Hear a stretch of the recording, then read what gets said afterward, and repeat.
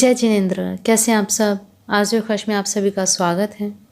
आज की विशेष जानकारी में हम बात करेंगे शरद पूर्णिमा की। अश्विन मास की पूर्णिमा को शरद पूर्णिमा कहते हैं। शरद पूर्णिमा के दिन लक्ष्मी जी की विशेष पूजा की जाती है। माँ लक्ष्मी के साथ इस दिन भगवान विष्णु की भी पूजा की जाती है। आज इस वीडियो के माध्यम से आपको शरद पूर्णिमा के बारे में संपूर्ण जानकारी मिलने वाली है। शरद पूर्णिमा कब है, कब से कब तक रहेगी और माँ लक्ष्मी का पूजन कैसे करना चाहिए, क्या विशेष महत्व है इस खास पूर्णिमा दिन का, कौन सा व्रत किया जाता है इस दिन, माँ लक्ष्मी को विशेष रूप से क्यों पूजा जाता है और माँ लक्ष्मी का व्रत रखने से, उनका पूजन करने से आपको क्या लाभ होंगे, सारी जानकारी आज इस वीडियो के माध्यम से आपको मिलने वाली है। तो वीडियो के अंत तक बने रहिएगा। क्या आप जानते हैं अश्विन मास की पूर्णिमा को भगवती महालक्ष्मी रात्रि में ये देखने के लिए घूमती हैं कि कौन जाग रहा है। जो जाग रहा है उसे धन देती हैं। लक्ष्मी जी के को जागृति कहने के कारण इस अश्विन मास की पूर्णिमा के व्रत को कोजागर व्रत भी कहा जाता है।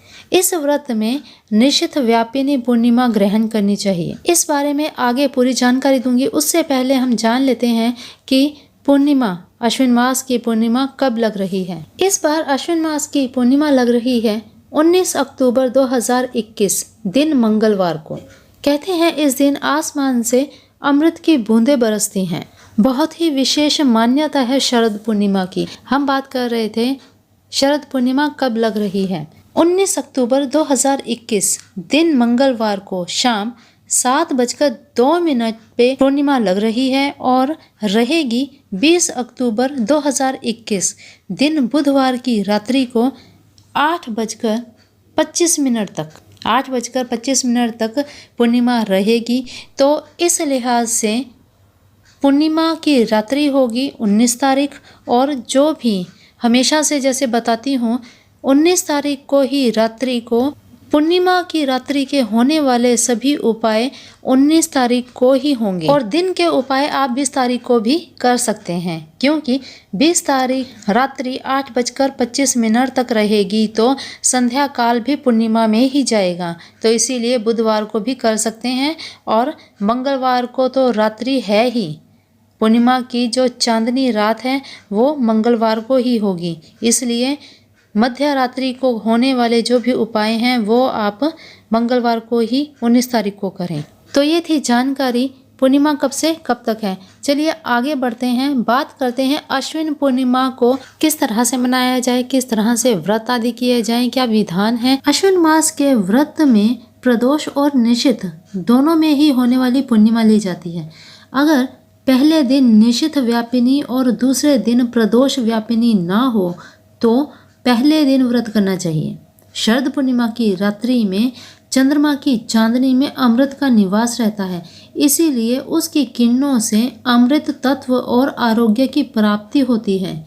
इसीलिए कहा जाता है कि जितना हो सके चंद्र की छाया में बैठकर जाप करना चाहिए। मंत्र का जाप करें। जिनकी कुंडली में चंद्र ग्रह अच्छी स्थिति में नहीं है उन्हें मंत्र जाप करना चाहिए। जाप करने के बाद चंद्र ग्रह से चंद्रमा के सामने हाथ जोड़कर प्रार्थना करें कि उनकी दया दृष्टि, कृपा दृष्टि हमेशा आप पर बनी रहे और आप पर वे प्रसन्न रहें। तो इस तरह से जाप करने के बाद प्रार्थना करनी चाहिए। पूर्णिमा के दिन सुबह प्रातःकाल अपने इष्ट देवी देवताओं का पूजन करना चाहिए।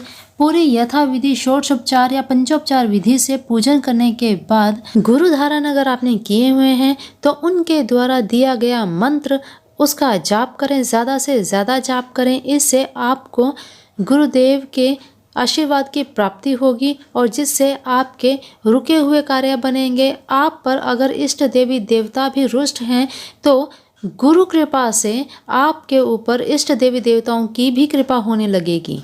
फिर इसके बाद पूर्णिमा की संध्या को यथाशक्ति घी के दीपक तैयार करें, जितनी आपकी इच्छा हो। शास्त्रों में विधान है 100 दीपक घी के तैयार करने चाहिए। रोली, चावल, धूप दीप आदि देकर इन सभी दीपक का पूजन करें, पुष्प चढ़ाएं। ये सब करने के बाद सभी दीपक को जलाएं और जला करके अपने घर के हर स्थान पर हर स्थान पर ये दीपक एक एक करके रखें। तुलसी आपके घर में है, तुलसी में रखें, मंदिर में रखें, आपके घर के मेन गेट के बाहर दोनों तरफ रखें, आपके घर के आसपास बिल्कुल पास में लगता बगीचा है वहाँ पे रखें, आपके घर की क्यारी में रखें, घर की छत पे रखें।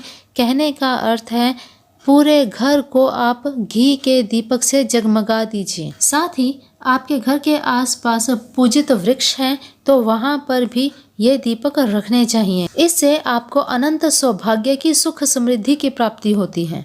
इस दिन ब्राह्मणों को घी शक्कर मिश्रित खीर का भोजन करवाने से, उन्हें वस्त्र आदि की दक्षिणा देने से अनंत फल की प्राप्ति होती है। इस दिन श्री सूक्त, लक्ष्मी स्तोत्र इनका पाठ करके कमलगट्टा, बेल या पंचमेवा और खीर द्वारा दशांश हवन करवाना चाहिए।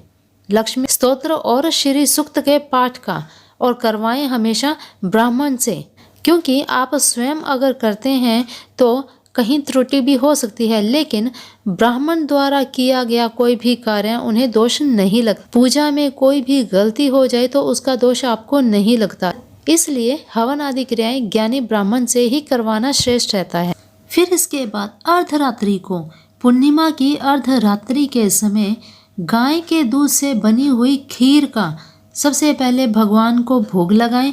भगवान विष्णु को भोग लगाकर खीर से भरे हुए बर्तन को रात में खुली चांदनी में रखें, चंद्रमा की छाया में रखें। इसमें रात्रि के समय चंद्र किरणों के द्वारा अमृत गिरता है। बर्तन को आप जाले नुमा किसी कपड़े से ढककर भी रख सकते हैं। लगभग 3-4 घंटे तो रखें ही, ताकि चंद्रमा की किरणें अच्छे से खीर के ऊपर पड़ें और वो खीर एक औषधि का रूप ले लें। और इसी के साथ ही जब चंद्रमा आकाश के एकदम बीचों बीच आ जाता है, उस समय चंद्रमा को उनका पूजन करके अर्घ्य देना चाहिए। इससे चंद्रदेव सदा सदा के लिए आपको आशीर्वाद देते हुए आप पर हमेशा अपनी कृपा बनाए रखते हैं। फिर इसके बाद खीर की हम बात कर रहे थे। पूरे घर परिवार को इस खीर का सेवन करना चाहिए। ये खीर एक औषधि का रूप ले लेती है, क्योंकि चंद्रमा की छाया में जब ये खीर रखी जाती है और चंद्र की किरणें जब इस पर पड़ जाती हैं तो ये रोगियों के लिए बहुत ही विशेष होती है। रोगियों के रोग को दूर करने के लिए बहुत ही विशेष औषधि है ये। तो इसे अवश्य ही सबको धारण करना चाहिए। आपके आस पड़ोस में भी अगर कोई आपको लगता है कोई बीमार है तो उसे भी ये खीर ज़रूर देनी चाहिए, क्योंकि कई बार दवाइयों से भी कार्य नहीं होते, जो इन चमत्कारी वस्तुओं से कार्य बन जाते हैं। तो ऐसा कार्य ज़रूर करना चाहिए। तो इसीलिए कहते हैं कि जब ये खीर हमारे शरीर में प्रवेश करती है और इस खीर के साथ जब चंद्र की किरणें प्रवेश करती हैं तो हमारे शरीर के रोम रोम से रोग आदि व्याधि समाप्त हो जाते हैं। इतनी प्रभावशाली हो जाती है ये चंद्र की छाया में रखी हुई खीर। लेकिन यहाँ पे आपको थोड़ा सा ध्यान देना होगा कि जिनकी कुंडली में ज्योतिष के अनुसार अगर देखा जाए तो जिनकी कुंडली में चंद्र ग्रह की स्थिति अच्छी नहीं है, बहुत कमज़ोर स्थिति में है, जिनकी कुंडली देखकर ज्योतिष या विद्वानों ने उन्हें चंद्र के दान देने के लिए बताया गया है, तो उन्हें पूर्णिमा के दिन ये खीर, चंद्र की छाया की खीर नहीं खानी चाहिए। इस बात का विशेष ध्यान रखें। ऐसी छोटी छोटी बातें आपको कोई भी नहीं बताएंगे, तो इन बातों का विशेष ध्यान रखें। जिस भी ग्रह का आप दान करते हैं, आपको दान बताया जाता है, उस ग्रह की कोई भी वस्तु आप कभी ग्रहण ना करें। ग्रहण करने से आपको नुकसान होगा, चाहे वो वस्त्र हो, चाहे वो उस ग्रह से निमित्त रंग हो, सभी चीज़ों को अवॉइड करना चाहिए। तो चलिए जानकारी को आगे बढ़ाते हुए बात करते हैं कोजागर व्रत की। शरद पूर्णिमा की रात्रि को विशेष महालक्ष्मी का पूजन होता है।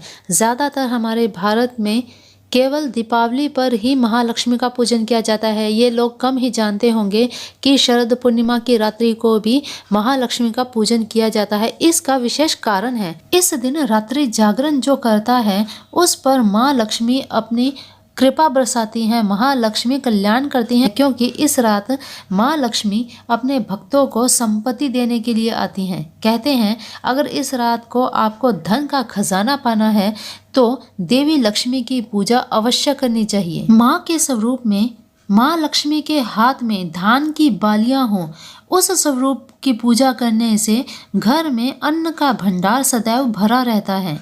किसान परिवार माँ से कहते हैं कि उनकी फसल में बरकत हो और माँ भगवती उन्हें सदा सदा के लिए भंडारे भरे रहने के लिए आशीर्वाद देती हैं। तो इसीलिए आपके भी धन के भंडारे भरे रहें, माँ भगवती आप पर हमेशा कृपा बनाए रखें।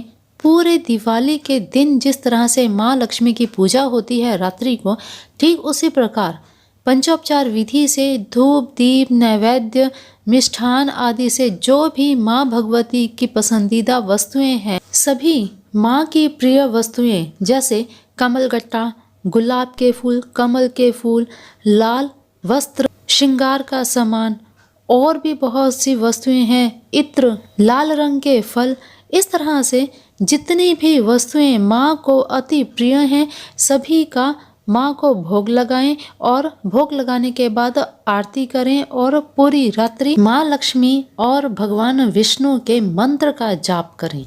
इस प्रकार पूरे मंगलोच्चार के साथ पूजन करने से माँ लक्ष्मी सदैव आपके घर में निवास करेंगी और सदैव आपके घर पर उनकी कृपा बनी रहेगी। तो इस प्रकार से शरद पूर्णिमा का त्यौहार मनाना चाहिए। इसे हम त्यौहार ही कहेंगे क्योंकि दीपावली से कम नहीं है ये दिन। रात्रि जागरण के बाद सुबह स्नान आदि से निवृत्त होकर कांसे के बर्तन में घी डालकर और यथाशक्ति कुछ धन राशि ब्राह्मण को दान दें। दान देने से मनुष्य ओजस्वी होता है, इसलिए दान आदि करना बहुत आवश्यक होता है। घर की महिलाओं को धन धान्य एवं खुशहाली के लिए मंगल कामना करते हुए माँ लक्ष्मी का व्रत करना चाहिए। व्रत में कौन सी कथा सुननी चाहिए, चलिए बात करते हैं। व्रत कथा इस प्रकार है। मगध देश में वलित नामक एक अयात चक्रवर्ती ब्राह्मण था। उसकी पत्नी चंडी अति कर्कशा थी, बहुत गुस्सैल थी। वह ब्राह्मण को रोज ताने देती थी कि मैं किस दरिद्र के घर आ गई हूँ। वह संपूर्ण लोक में पति की निंदा ही किया करती थी। पति के विपरीत आचरण करना ही उसने अपना धर्म बना लिया था। वह पापिनी रोज पति को राजा के यहाँ से चोरी करके धन लाने को उकसाया करती थी। एक बार श्राद्ध के समय उसने पिंडों को उठाकर कुएं में फेंक दिया। इससे अत्यंत दुखी होकर ब्राह्मण जंगल में चला गया, जहाँ उसे नाग कन्याएं मिली। उस दिन अश्विन मास की पूर्णिमा थी। नाग कन्याओं ने ब्राह्मण को रात्रि जागरण कर लक्ष्मी जी को प्रसन्न करने वाला कोजागर व्रत बता दिया। ब्राह्मण ने कोजागर व्रत किया, रात्रि जागरण किया। कोजागर व्रत के प्रभाव से ब्राह्मण के पास अतुलनीय धन संपत्ति हो गई। भगवती लक्ष्मी की कृपा से उसकी पत्नी चंडी की भी मति सही हो गई, निर्मल हो गई और वे दंपति सुखपूर्वक अपना जीवन व्यतीत करने लगे। तो ये थी कोजागर व्रत की कथा। इस कथा को अवश्य श्रवण करना चाहिए। इस व्रत को करने से माँ लक्ष्मी सदा सदा के लिए आपके सारे संकट दूर कर देती हैं। तो अवश्य इस व्रत को करें। अश्विन मास की ये पूर्णिमा बहुत ही विशेष है, इसका अवश्य लाभ उठाएं और प्रभु से कामना करें कि ये व्रत, ये दिन निर्विघ्न आपका बहुत शुभ रहे और श्रेष्ठता से आप इसका पूजन कर सकें। इसी कामना के साथ आज की वीडियो को देती हूँ विराम। शरद पूर्णिमा पर विशेष उपाय, क्योंकि माँ लक्ष्मी का ये दिन है और इस दिन कुछ ऐसा किया जाए जिससे धन आपके घर में सदा स्थायी रूप से रहे। ये आपको जानकारी दूंगी अगली वीडियो में। ऑलरेडी ये वीडियो बहुत लंबी हो चुकी है। देखिए, वीडियोस लंबी ज़रूर होती हैं, लेकिन जानकारी पूर्ण देने के चक्कर में वीडियोस लंबी हो जाती हैं। तो इन चीज़ों को आप अन्यथा ना लें कि वीडियो इतनी लंबी है, शॉर्टकट में बता दीजिए। तो ये चीज़ें शोभा नहीं देती हैं। आपको पूर्ण जानकारी लेनी चाहिए, फिर उसके बाद कोई भी कार्य करना चाहिए। तो चलिए अभी के लिए देते हैं विराम। चैनल को सब्सक्राइब करके बेल आइकन ज़रूर प्रेस कर लीजिए ताकि उस वीडियो को आप स्किप ना कर पाएँ।